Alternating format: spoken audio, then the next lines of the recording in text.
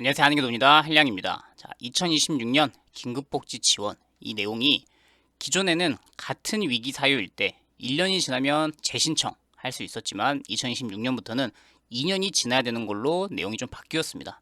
그래서 1년마다 재신청을 하셨던 분들 입장에서는 이제 2년이 경과해야 되니까 조금 더 시간이 오래 걸린다라고 보시면 되겠죠.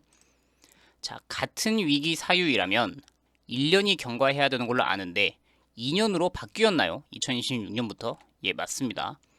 자, 2016 긴급복지 지원사업 안내 보건복지부 발간 자료이죠. 여기 보면 왼쪽이 2015년, 오른쪽이 2026년인데 기존에는 동일한 위기 사유인 경우에는 1년이라고 써있죠. 동일한 위기 사유. 뭐 예를 들면 실직이라고 하겠습니다. 어떤 분이 일을 다니다가 사대보험 직장이 됐든 뭐 아르바이트가 됐든 일용근로가 됐든 꾸준히 일이 있었는데 어떤 모종의 사유로 인해서 소득이 끊겼어요. 그러니까 실직이라고 볼 수 있죠. 그럼 기존에는 작년에도 실직, 올해도 실직. 그런데 내가 지원받은 게 1년이 지났다면 긴급 지원을 또 받을 수 있었습니다. 위기 사유, 같은 위기 사유인 경우에는 1년이 경과해야 된다. 다만 2016년 들어서 지원이 종료되면 동일한 위기 사유가 발생하면 2년이 경과해야만 같은 위기 사유일 때 지원할 수 있다. 1년이 2년으로 바뀌었죠. 그리고 또 하나 바뀐 거는 다른 위기 사유일 때 기존에는 내가 질병으로 인해 사고로 인해서 지원을 받았는데 이번에는 폐업으로 인해서 지원을 했어요. 그럼 다른 위기 사유죠.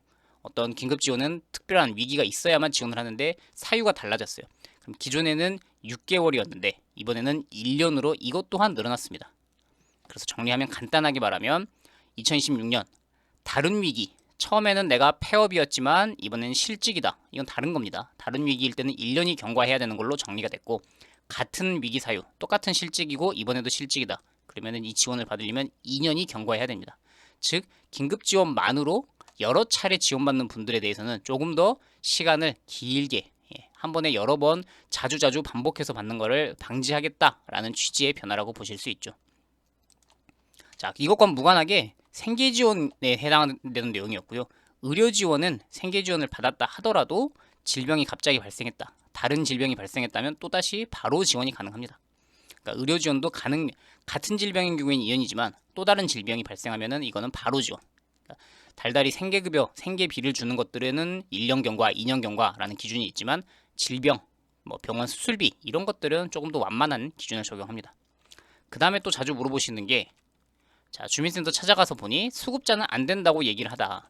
자, 긴급 지원이 수급자가 된다 안 된다 얘기가 항상 좀 다른데 이 표를 정리하시면 됩니다. 근데 간단하게 말하면 내가 기초 수급자로서 생계급여, 의료급여, 주거급여 가장 대표적인 이 세 가지 급여를 받고 있다.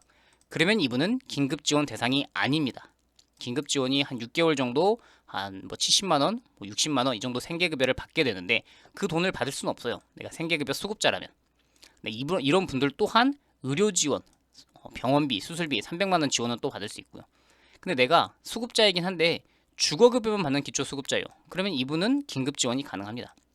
그래서 간단하게 말하면 수급자니까 된다 안 된다 라고 말할 수는 없고요. 생계급여를 받는 수급자면은 긴급지원은 대부분 안 된다 라고 보시면 되고 생계급여는 내가 안 받는 주거급여 수급자다. 그러면 긴급지원도 당연히 해당된다 라고 보시면 되겠습니다.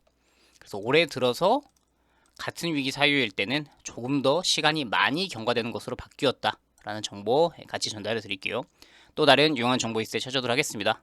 안녕히 계십시오.